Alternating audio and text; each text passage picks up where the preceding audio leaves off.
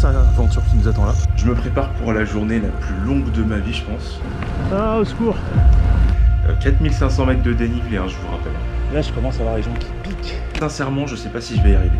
Oh, là, je suis à l'arrêt. Je suis rincé. On va s'arrêter là, devant tout dans la journée, c'est déjà pas mal. Je t'en prie, un plaisir. Bref, ce sont des erreurs que je m'efforcerai de ne plus reproduire par la suite. Et clap, j'allais pas vous laisser comme ça aujourd'hui, vidéo bonus encore une fois. On est le lendemain de la tentative des cinglés du Ventoux. Et là, je pars pour Sceaux. Donc je pars pour Sceaux en contournant le col du Ventoux pour aller jusqu'à Sceaux par les départementales classiques de plaine, 34 km. Et ensuite je vais faire l'ascension côté Sceaux et redescendre côté Bédouin. Voilà, ce sera on pourra pas appeler ça les cinglés du Ventoux, on pourra appeler ça les petits foufous du Ventoux. Le défi bonus. 3 ascensions en 2 jours. Donc voilà, c'est parti. Puis en plus on va passer par des belles routes apparemment, donc c'est sympa. Je vais vous montrer ça.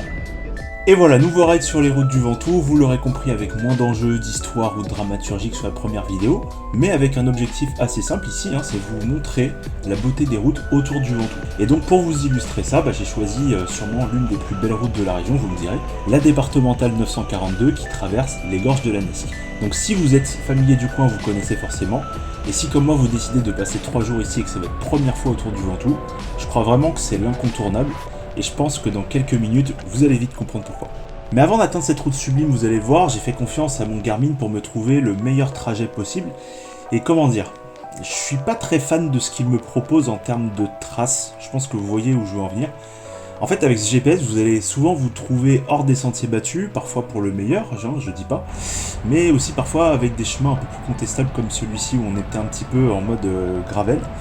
Là encore, je dirais que je suis en phase de prise en main avec le compteur, donc à ce moment, je me préoccupais pas trop de la trace, une fois que j'avais défini mes points de départ et d'arrivée. Mais effectivement, si vous avez à cœur de préserver votre matériel, faites quand même un petit peu attention, revoyez un petit peu votre trace, tracez-la un petit peu point à point, parce que je trouve que les choix automatiques de traces sont pas toujours les plus pertinents. Allez, on est encore à 26 km de Sceaux. Donc il reste de la route quand même. Et là, on va affronter un petit col, il me semble, qui va nous faire passer au niveau des gorges de la Nesque. Encore une fois, c'est magnifique avec le soleil qui se lève.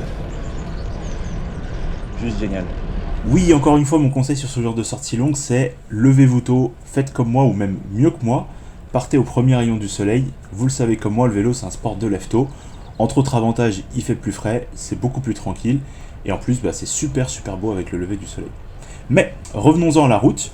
Depuis quelques séquences, on est juste sur un billard, c'est la départementale 942 dont je vous parlais en intro. Là, on monte progressivement jusqu'à 700 mètres d'altitude environ, et vous allez voir, à chaque coup de pédale, ça va devenir vraiment de plus en plus beau. Du coup voilà, je vous consacre une large partie de cette vidéo pour ces images de la route de les gorges de la Nesque, pour vous restituer à quel point j'étais subjugué par ce paysage, et j'espère que vous le serez aussi. Ah, regardez-moi comment c'est magnifique. Ça fait 7 ou 8 km que je roule sur cette route. Vous voyez, à allure normale, tranquille et pas un seul véhicule. C'est dingue.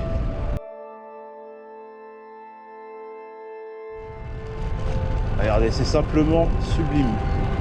Je crois qu'on est au début des gorges de la Nesque. C'est incroyablement beau. Et jetez un œil sur la départementale aussi.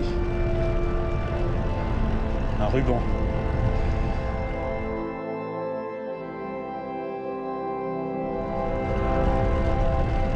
Alors là, il n'y a aucune raison d'aller vite.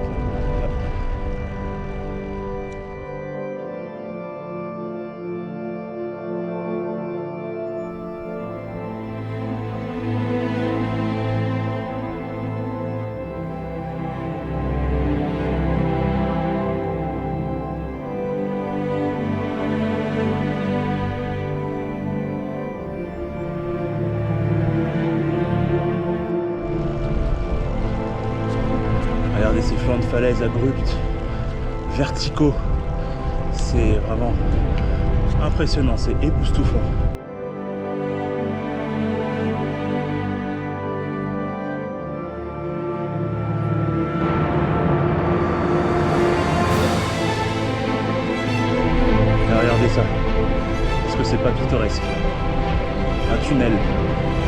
creusé à flanc de falaise.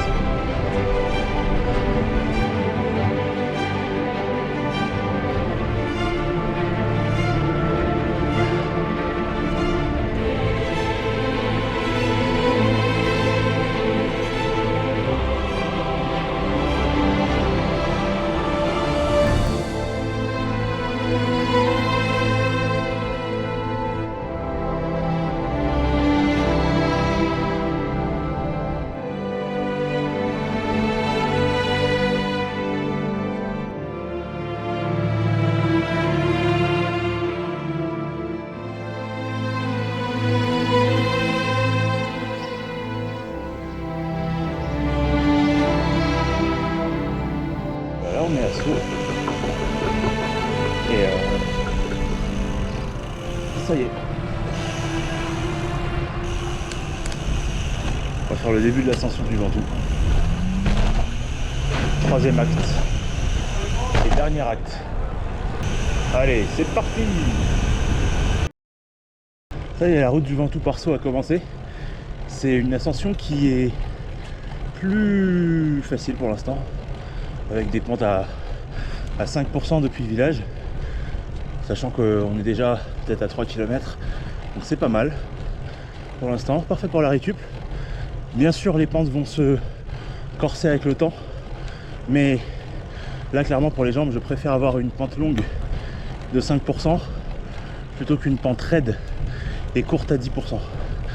C'est clair et net, mes jambes préfèrent ça parce que au bout d'un moment le développement suffit plus.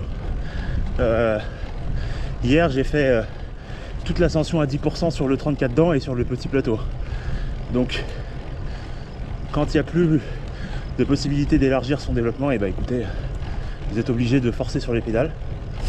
Là je force pas, je suis tranquille, je suis à mon rythme et j'affronte une jolie pente à 3% là actuellement. Allez, à tout à l'heure.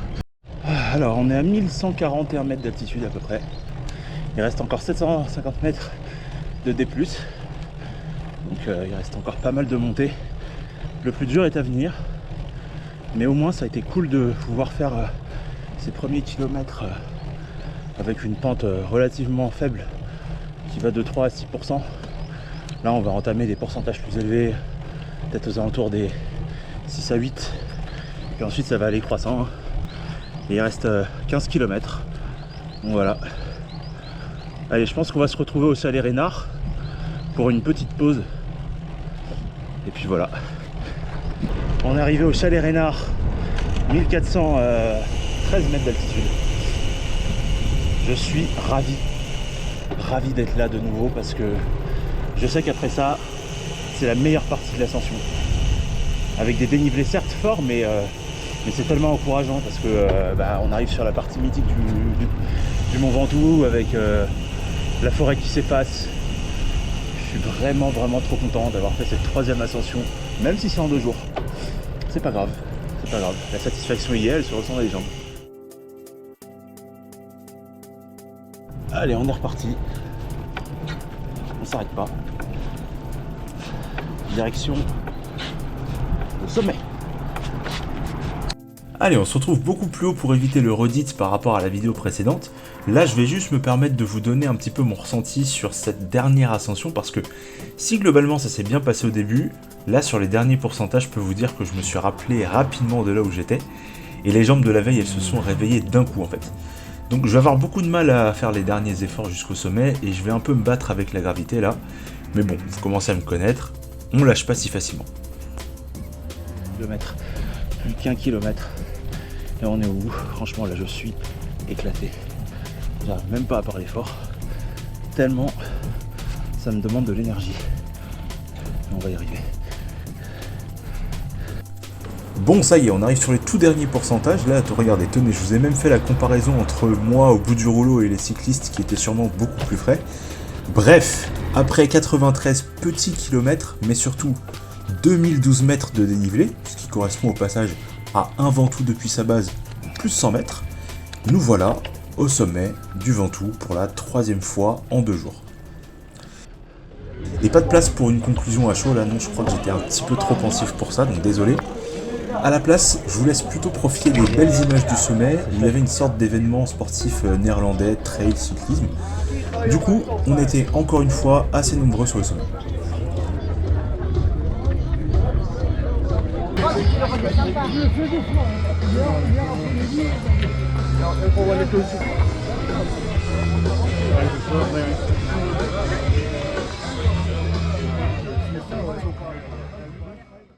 Et voilà, c'est la fin de notre aventure au Mont Ventoux.